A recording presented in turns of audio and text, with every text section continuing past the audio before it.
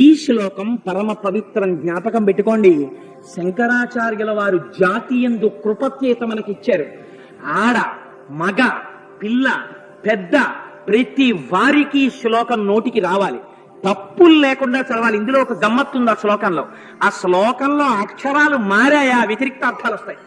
అందుకని తప్పులు చదవకుండా చక్కగా చదవడం నేర్చుకుని చిన్న చిన్న పిల్లల దగ్గర నుంచి అలవాటు చెయ్యండి.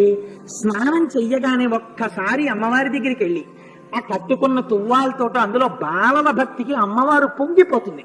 కూర్చుని అమ్మా శరజ్యోత్స్న సుత్తాం శశయుత జటాజూటమకుటాం వరత్రా సత్రాన స్ఫటిక గుటికా పుస్తకరాం సకృన్నత్వానత్వా కథమివ సతాం సన్నిదదతే మధుక్షీరద్రాక్షా మధురి మధురీణా ఫణితయః అని రోజు అది చదవడం నేర్పండి.